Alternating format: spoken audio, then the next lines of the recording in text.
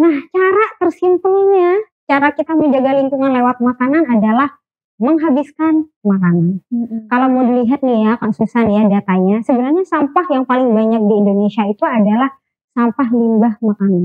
Makanan yang tidak kita habiskan, atau dalam setahun itu beli 2 baju itu sebenarnya cukup ya. Kalau bisa mungkin pas hari raya aja ya, Idul Fitri, Idul Adha itu cukup. Tapi gara-gara pergeseran budaya, teknologi, informasi itu tadi, dengan satu, kalau baju ini udah aku posting, besok nggak boleh pakai baju yang sama, akhirnya kan mendorong kita untuk fast fashion itu.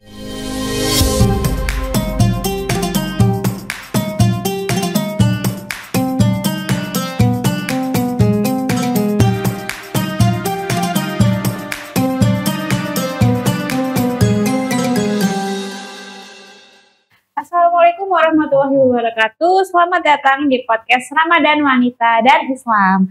Halo Tribuners, hari ini bersama saya Susan akan membahas tentang kesalehan lingkungan. Sudah hadir bersama saya hari ini Mbak Dita Anis Syafani dari Gus Durian Surabaya. Assalamualaikum Mbak. Waalaikumsalam Mbak Susan. Bagaimana kabarnya hari ini? Alhamdulillah masih semangat ya di Ramadan yang ke-24. Iya. Udah ada yang bolong. Oh pastinya ya. Iya.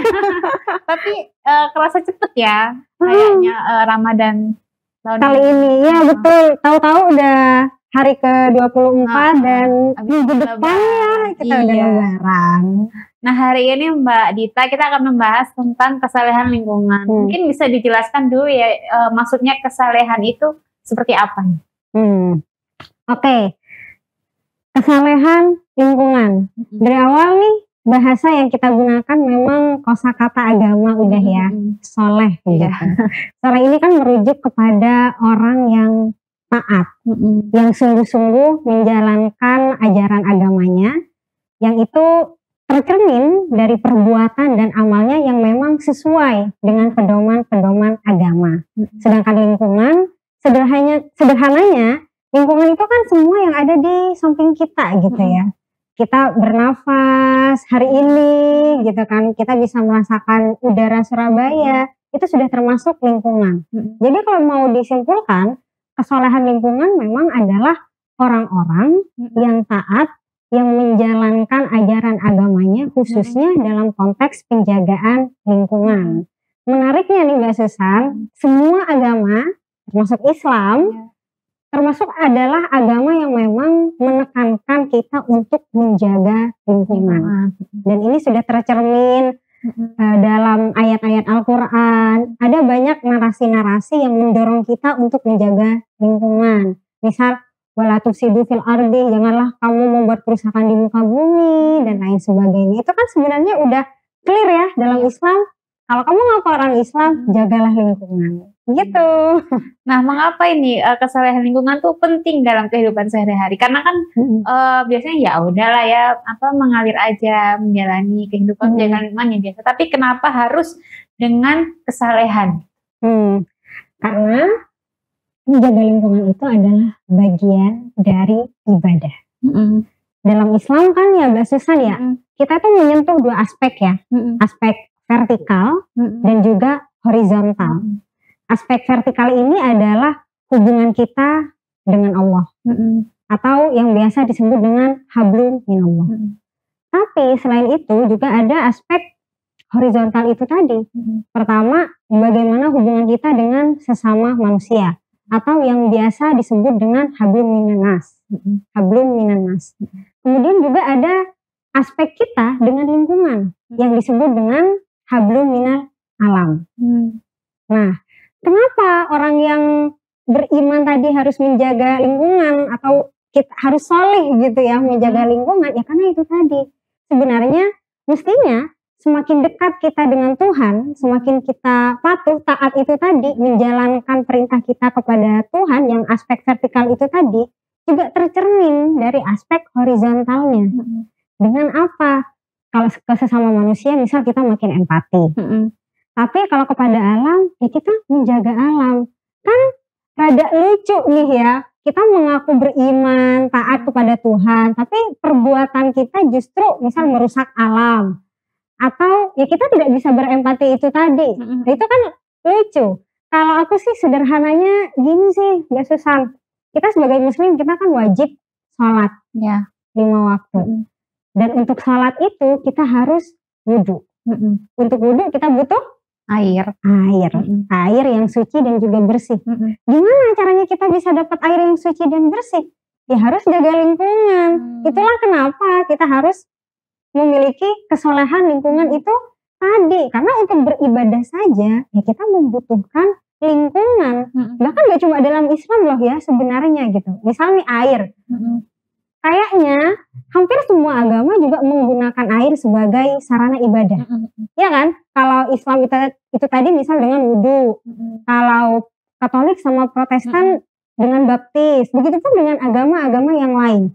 Sejauh ini ketika saya bersinggungan juga dengan teman-teman lintas iman, saya tidak pernah menemukan narasi di agama manapun yang menyuruh kita untuk merusak alam. Tapi justru sebaliknya kan, ayo kita jaga alam. Nah, hubungannya antara kesalehan individu dan lingkungan itu seperti apa? Kalau aku sih gampangnya ya balik ke yang tadi itu ya. Ketika kita mengaku nih sebagai seorang hamba yang taat, mestinya perbuatan kita selain mendekatkan diri kita kepada Tuhan, juga mendekatkan kita kepada alam. Kalau dalam bahasanya sufi-sufi nih ya, Tuhan itu kan ada di mana-mana. Bentuknya pun kalau kita nggak tahu ya bentuk Tuhan, tapi kita pun juga bisa menghayati gitu kan ya, dari pohon yang rindang, pohon saja bisa memberikan banyak manfaat gitu kan kepada kita dengan kerindangannya, memberikan keteduhan, dengan air yang itu tadi gitu ya, dengan adanya pohon itu kan sebenarnya juga perwakilan bagaimana kasih sayang Tuhan, rahmat Tuhan yang dilimpahkan kepada kita gitu. Ya kan kita nalarnya kan harus begitu gitu ya, gak bisa langsung yang Tuhan gitu. Menatap matahari aja kita gak mampu gitu ya, apalagi mau melihat dalam tanda kutip wajah Tuhan gitu kan. Ya kalau aku pribadi kenapa sebagai individu kita harus mempunyai kesolehan lingkungan, ya karena itu tadi gitu. Kalau kita mengaku kita adalah orang yang beriman, ya kita juga mestinya menjaga semua ciptaan Tuhan. Ciptaan Tuhan itu kan gak cuma manusia ya, meskipun kita nih, ya ini sih yang juga jadi PR kita ya sebagai manusia. Karena kita dicap sebagai Khalifah fil ardi, pemimpin di muka bumi, paling sempurnanya ciptaan. Kita nih sering ya melegitimasi bahwa kita boleh nih menggunakan alam ini sesuai dengan kebutuhan kita. Boleh kita apa-apain. Tapi kan ya nggak gitu juga, ada batasan-batasan lainnya. Bahwa terlepas kita juga punya hak untuk menggunakan alam, tapi alam pun juga punya hak gitu ya untuk mendapatkan haknya. Ya apa? Ya kita jaga itu tadi, kita rawat, nggak asal tebang sana sini dan lain sebagainya. Nah kalau contoh kecilnya aja misal di rumah atau di lingkungan kerja itu seperti apa untuk menerapkan kesalehan lingkungan ini? Kalau di lingkungan kerja, ini kalau di lingkungan kantor ya sebenarnya pertama kita menghemat energi. Nah kalau teman-teman tahu, energi ini sampai saat ini kita kan masih menggunakan energi yang tidak terbarukan, pakai batu bara yang di masa tertentu pasti akan habis. Mestinya kita kan punya awareness gitu ya, karena ini tidak akan ada selamanya, sedangkan kita pasti berharap anak cucu kita nanti kelak juga akan menikmatinya. Ya pertama kita harus berhemat ya. Kalau tidak butuh ya dimatikan. Kalau misalnya nih ada solusi-solusi lain yang mendekatkan kita untuk menjaga lingkungan, misal nih sekarang kan juga udah banyak ya di perkantoran yang sudah menggunakan pembangkit listrik tenaga surya atau lain sebagainya. Sebenarnya kan itu alternatif yang bisa kita gunakan dan juga bentuk pertanggungjawaban kita sebagai Khalifah fil ardi itu untuk menjaga bumi. Itu kalau di lingkungan kerja ya, sesimpelnya tuh itu. Tapi kalau untuk di lingkungan kehidupan kita sehari-hari, menurutku ya yang paling dekat itu adalah urusan makanan. mumpung Ramadan juga ya. Makan. Nah, kalau ngomongin kerja mungkin kan gak semuanya ada di level sedang bekerja. Tapi kalau ngomongin makanan, semua makhluk hidup pasti butuh makan. Nah, cara tersimpelnya, cara kita menjaga lingkungan lewat makanan adalah menghabiskan makanan. Kalau mau dilihat nih ya Kak Susan ya datanya, sebenarnya sampah yang paling banyak di Indonesia itu adalah sampah limbah makanan. Makanan yang tidak kita habiskan. Pernah gak sih kita mikir gitu ya, misal kita ke restoran, kan gak semuanya tuh makanannya dihabiskan. Kemanakah gerangan perginya makanan yang tidak dihabiskan itu? Ya tentu ke tempat sampah. Dan mirisnya, sampah makanan ini juga amat sangat berbahaya karena dia mengandung gas metana yang bisa dampaknya juga menghasilkan gas rumah kaca gitu. Awalnya kita kan kayak sepele banget ya, cuma makanan dan lain sebagainya. Tapi kalaupun mau ditarik lebih dalam lagi ya urusan makanan ini, misal mau ditarik ke urusan air itu tadi ya, kita nih memang adalah manusia ini adalah makhluk ironi. Di lain sisi ada saudara kita yang kekurangan air bersih. Sedangkan kan untuk bisa makanan itu ready di hadapan kita, kita kan mestinya juga bertadabbur ya, mikir gitu kayak mulai dari petani yang menanam, berapa banyak air tuh yang digunakan ya untuk mengairi sawahnya. Bahkan ketika panen berapa banyak tenaga yang dikeluarkan ya untuk memanen. Ketika dipanen pun juga masih menggunakan bahan bakar ya untuk mengangkut dari ke rumah gitu ya. Dari rumah pun masih harus ke pasar sampai dijual. Ketika dijual, dibeli, kita olah, udah ready nih jadi makanan di depan kita, kita buang. Di lain sisi banyak saudara-saudara kita juga yang kelaparan. Aku ingat banget ada satu buku yang jadi pedoman aku banget ya urusan lingkungan ini. Judulnya tuh Merusak Bumi dari Meja Makan. Karangannya M. Faizi. Kebetulan beliau adalah kiaiku. Aku dulu santri ya. Dan pesantrenku tuh termasuk pesantren yang memang aware terhadap isu lingkungan. Ya, namanya pesantren Anukoya di Zulubulu Sumeneb gitu. Dan beliau tuh di dalam bukunya pun sering mengingatkan kita ya. Bahkan pada tahun 2017 ada satu negara yang miskin yang dalam waktu 2 kali 24 jam ada 110 orang yang meninggal karena kelaparan. Sedangkan di belahan negara yang lain kita dengan mudahnya membuang makanan. Dari situ aja kan udah kelihatan ya yang aku bilang tadi, hablum minan nas dan hablum minal alamnya itu tadi ya. Seandainya kita mempunyai rasa tanggung jawab gitu kan, makanan ini kita habiskan, atau kalau sekiranya kita memang tidak mampu, ya ambillah secukupnya. Ketika kita mengambil secukupnya atau mengeluarkan secukupnya, kan sisa-sisa yang lain yang menjadi milik kita nih, bukan dalam bentuk sisa makanan ya, dalam artian misal uang. Kita nih bisanya cuma makan 1 bungkus, jadi ngapain makan 2 bungkus gitu kan. Mestinya 1 bungkusnya lagi kan kita alokasikan kepada saudara-saudara kita yang tidak mampu itu tadi. Itu pun juga menurutku adalah perwujudan dari kesolehan lingkungan, bahkan juga memper ke kesolehan sosial gitu kan akhirnya gitu. Saya jadi ingat pernah ada mall di Surabaya kan yang air wudhunya itu di recycle. Okay. Ada kan, tahu nggak di Royal Plaza kalau nggak? Itu air wudhunya kan di recycle kan, jadi udah dipakai diolah lagi sampai bisa dipakai lagi. Itu juga termasuk ya berarti dalam kesolehan lingkungan itu di masjidnya sih. Oh iya dong. Sebenarnya ya termasuk lah gitu. Balik lagi ya, dalam narasi Islam pun kita pun tidak boleh membuang-buang sesuatu berlebihan, israf, dan harus merasa cukup, dan sebisa mungkin gak ada yang memang terbuang. Meskipun mungkin dalam kasus yang itu tadi juga ada PR ya, misal tentang kesucian dan lain sebagainya, karena itu digunakan untuk wudhu. Tapi kalaupun misalnya kita memang amat sangat berhati-hati, sebenarnya kan sisa wudhunya misal ya bisa kita gunakan untuk flush toilet. Iya kan, itu kan mungkin lebih aman gitu ya. Ataupun juga bisa digunakan untuk menyiram tanaman dan lain sebagainya. Dan hal ini juga di beberapa tempat udah diaplikasikan gitu kan ya Kak Susan. Iya, jadi ingat soalnya. Nah ini gimana caranya menanamkan nilai ini ke anak muda, karena kan ya dulu aku misal pribadi pas waktu muda nggak terlalu bukan jorok sih, cuman kayak ya sekedarnya aja buang sampah, tapi nggak mikir panjang sampai ini nanti sampah gimana ya. Untuk menanamkan nilai-nilai itu ke anak muda tuh gimana? Karena kan dari apa ya, kalau berat-berat tuh kadang kayak apa sih orang masalah gini aja biasanya kan kayak gitu. Nah gimana tuh caranya? Oke, menarik. Ngomongin anak-anak, anak muda, Gen Z. Saya udah gak Gen Z. Berapa tahun ini aku kan memang bersama teman-teman komunitasku memang aktif kan ya Kak, yang menyuarakan isu lingkungan. Tapi dalam prosesnya aku pun juga jadi flashback gitu ya. Misal kenapa aku dan teman-temanku punya kesadaran itu. Sebenarnya berangkatnya dari diri apa sih? Sendiri ya. Iya, memang dari diri sendiri. Tapi pemantiknya apa? Triggernya apa? Kalau di aku, menurutku karena dicontohkan. Iya.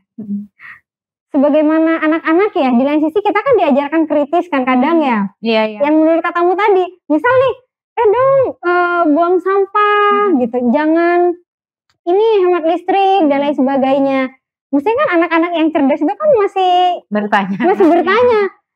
Nah, sebenarnya pertanyaan yang paling mengkhawatirkan adalah ketika, loh mama kok nyuruh begini, tapi mama kok enggak gitu. Atau kakak kok begini, tapi nyuruh begini tapi kok nggak begitu. Anak-anak kan sebenarnya adalah orang yang meniru. Kalau ke aku gimana caranya dicontohkan sih sebenarnya. Itu adalah hal yang mestinya paling mudah dan paling dekat gitu.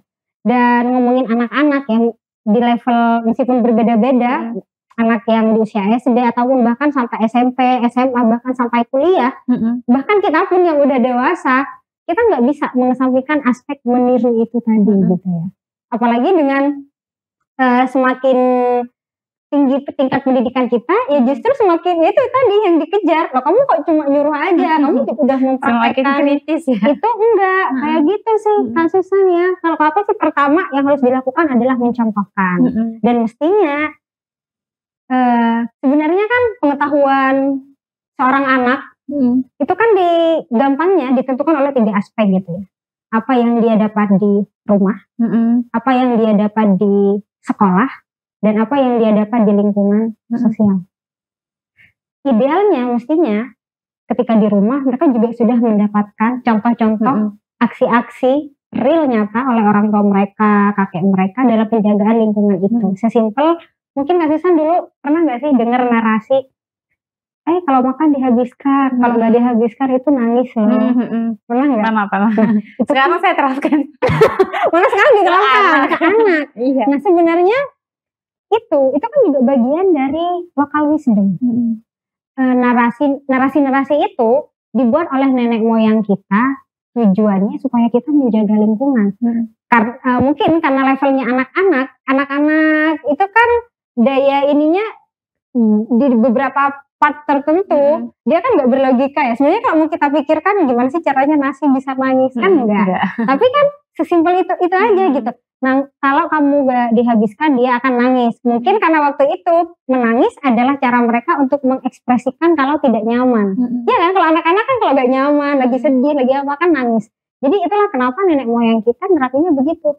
Habiskan, kalau nggak dihabiskan dia akan nangis. Dan itu nggak cuma nyuruh, tapi makanan si bapak, si ibu, si kakek juga dihabiskan. Bahkan sampai ke level sekolah. Mungkin sekarang pun aku sih pribadi sudah rada optimis gitu ya, karena sudah ada banyak sekolah yang juga menerapkan ini ya, sekolah lingkungan gitu ya.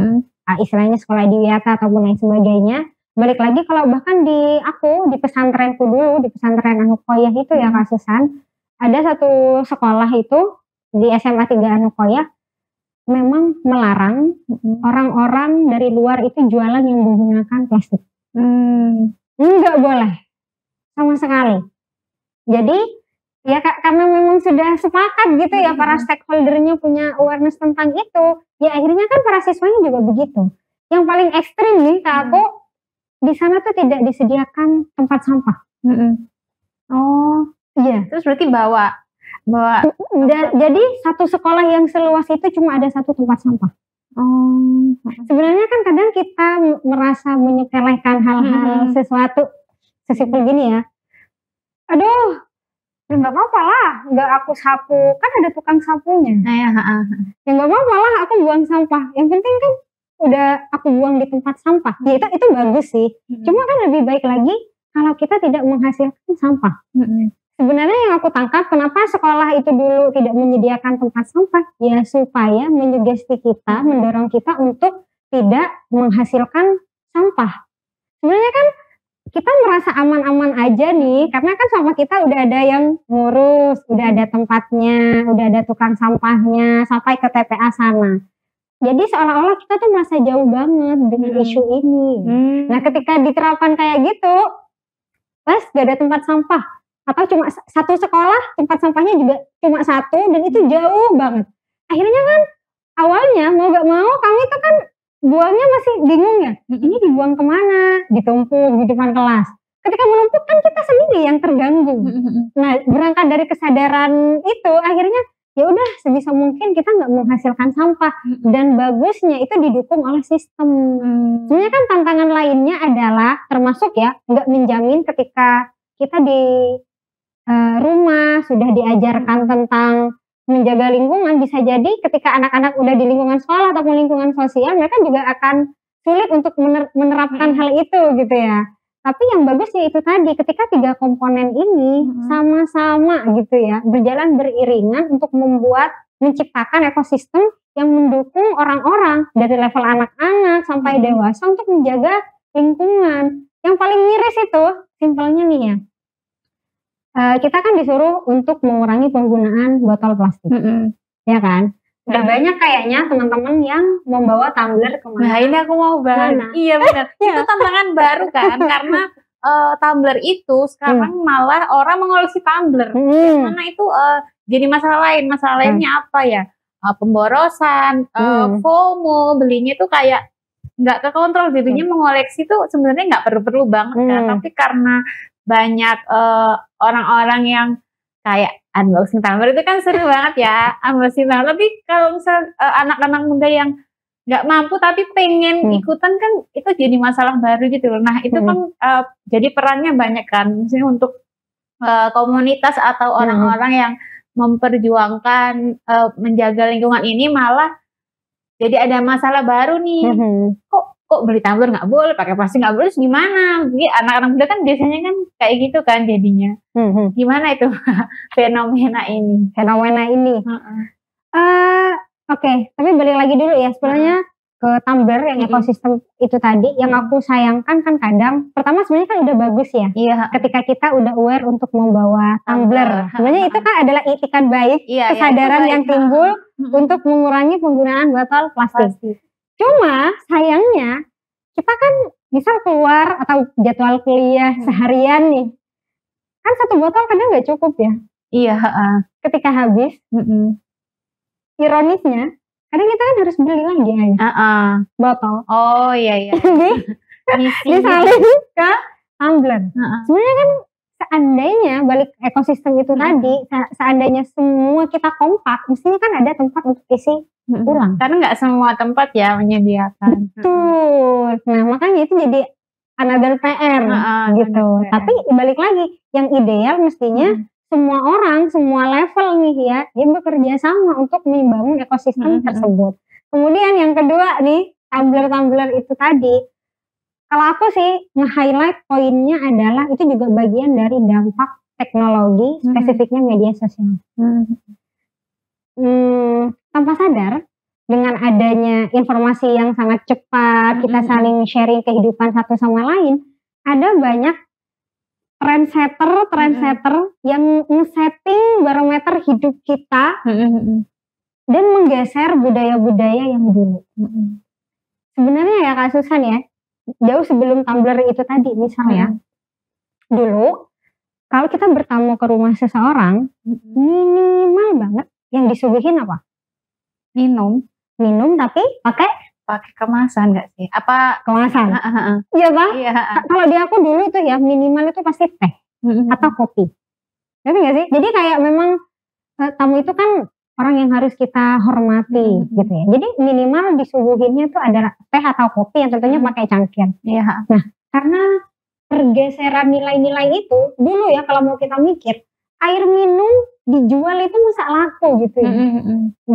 Dengan berbarometer kepada orang-orang yang punya sumur sendiri. Dulu air bersih bisa kita dapat dari mana-mana, gitu ya. Tinggal dimasak, tinggal ngambil. Sebenarnya kan nggak masuk di akal nih orang jualan botol kemasan tuh bakalan laku. Tapi karena pergeseran itu tadi, teknologi, budaya dengan dalih kepraktisan, dijuallah air minum dalam kemasan ini yang sekarang rasa-rasanya kita tuh nggak bisa lepas gitu loh dari itu. Makanya kalau dulu ada tamu yang disuguhin itu minimal teh atau kopi, sekarang disuguhin air minum dalam kemasan, bahkan nggak botol ya, gelas aja yang berapa mili itu kayaknya udah cukup. Itu pertama. Yang kedua, ya makan. Hajatan, mungkin ya habis ini misal di hari besar pun gitu ya, akhirnya pun yang disuguhkan juga air minum dalam kemasan gitu, dengan dalih kepraktisan itu tadi. Nah, balik lagi ya ke sosmed, dan ini gak cuma di Tumblr itu tadi ya, akhirnya kita suka ngoleksi, tapi juga fast fashion. Ya itu juga sih. Ya gak sih? Kita nih Gen Z nih, hari ini kalau udah posting di akun sosial kita masing-masing, udah pakai baju ini, di postingan selanjutnya jangan pakai baju ini lagi. Nah, pada akhirnya itu kan mendorong kita untuk fast fashion. Yang mestinya logikanya sebenarnya dalam setahun cukup 4 baju, mungkin 4 terlalu ini ya, atau dalam setahun itu beli 2 baju itu sebenarnya cukup ya. Kalau bisa mungkin pas hari raya aja ya, Idul Fitri, Idul Adha itu cukup. Tapi gara-gara pergeseran budaya, teknologi, informasi itu tadi, dengan satu, kalau baju ini udah aku posting, besok nggak boleh pakai baju yang sama, akhirnya kan mendorong kita untuk fast fashion itu. Tapi gini, kalau misalnya ini pembelaan, banyak orang yang pasti akan mikir gini, karena fast fashion itu kan juga lingkungan ya, tapi kita sebagai muslim kan harus itu tadi, menyambung ke kesalehan lingkungan. Gimana kalau yang kita beli itu adalah barang-barang untuk ibadah? Ayo, banyak kan sekarang kayak misal punya mukena tuh lebih dari 1 gitu kan. Nah, dengan dalih bahwa kalau kita mau menghadap Allah tuh harus bersih, harus rapi gitu, bukan hanya untuk hangout atau apa gitu. Itu gimana tuh, Mbak? Itu kan jadi tantangan besar ya untuk komunitas yang menyuarakan tentang lingkungan juga gitu. Gimana cara mengatasinya? Oke, kita memang sering gitu ya melakukan sesuatu itu menggunakan dalih agama. Misalnya dengan tadi untuk ibadah, itu bagus, benar. Tapi jangan lupa, apakah agama kita benar-benar menyuruh kita untuk fast fashion termasuk dalam hal ibadah. Kalau di aku, selama ini ya narasi-narasi yang kupelajari dalam Islam, kita tuh sebenarnya kan boleh. Belanja ya boleh, makan ya boleh, semuanya boleh. Bahkan dalam satu hadis, ketika ada salah satu umatnya Nabi bilang, aku tidak mau menikah, aku hanya akan beribadah. Langsung kan Nabi bilang, loh enggak, aku juga menikah, aku juga makan dan lain sebagainya. Tapi standarnya pakai yang mana dulu? Kalau dalam standar Islam mestinya pakai standar kelayakan hidup. Atau pernah dengar nggak? Sebenarnya sama sih dengan kita kan mestinya aware ya, ada kebutuhan itu, ada yang namanya kebutuhan primer, sekunder, tersier gitu ya. Ya itu juga ada dalam Islam kebutuhan yang sifatnya hajiat, tahsiniyat, dan hal-hal itu gitu. Kalau balik lagi ke ibadah, ya nggak apa-apa, kamu mau beli mukena lebih dari 1. Tapi jangan lupa standar itu tadi, itu masuk kebutuhan atau keinginan. Kalau menurutku ya punya mukena 2 atau 3, ya itu masih wajar gitu kan. Biar kita ngoleksi. Iya bukan, karena kita kan mau gak mau ada masa-masa mukena kita harus dicuci, diganti. Karena kan dalam Islam kan kita juga diajarkan untuk menjaga kebersihan. Tapi kalau sampai 50 mukena misalnya. Tapi itu hal yang kayak normal ya kalau dilihat sekarang. Maksudnya sebagian orang tuh menormalisasikan hal itu gitu loh. Nah, kan. Poinnya di situ, normal atau dinormalisasikan, ya kan? Normal atau dinormalisasikan. Aku jadi keinget nih, kita kan sering dengar gitu ya narasi ini ekonomi kita lagi gak baik-baik aja nih sekarang. Bahkan ada kan orang yang ekstrim sampai bilang jangankan yang halal, yang haram aja susah. Gitu. Tapi dulu tuh ya Imam Al-Ghazali tuh pernah bilang sebenarnya untuk mendapatkan satu yang halal itu mudah, asalkan kita merasa cukup dengan satu baju kasar dalam setahun dan 2 keping roti dalam sehari semalam. Jadi kata kuncinya adalah di cukup. Dan itu yang menjadi problem saat ini. Balik yang kata Kasusan tadi, ini masuk normal atau dinormalisasikan. Ini sebenarnya kebutuhan atau keinginan yang seolah-olah kita jadikan kebutuhan. Kayak tumbler itu tadi, sebenarnya kan punya 3 aja udah cukup. Tapi jadi tapi seolah-olah enggak nih style saat ini tuh ya, kita satu buat kerja, satu buat di rumah, satu buat ini, 2 buat ini, 3 buat itu dan lain sebagainya. Akhirnya kita menggeser itu tadi yang sifatnya sebenarnya cuma keinginan, kita buatlah dia seolah-olah menjadi kebutuhan. Itulah kenapa PR kita sebagai manusia memang untuk merasa cukup. Baik. Seru sekali ya sampai nggak kerasa waktunya.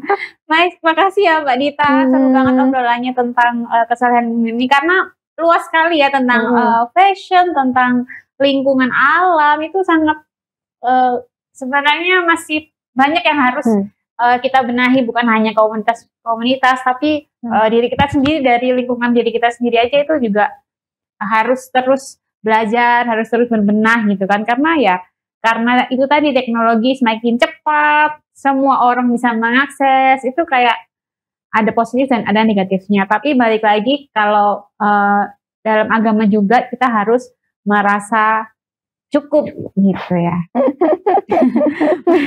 Makasih ya Mbak Dita udah nemenin saya ngobrol hari ini. Terima kasih Tribuners yang sudah menyimak obrolan kita dari awal sampai akhir. Saksikan podcast kami yang lain dan jangan lupa follow sosial media kami. Dan sampai jumpa. Assalamualaikum warahmatullahi wabarakatuh.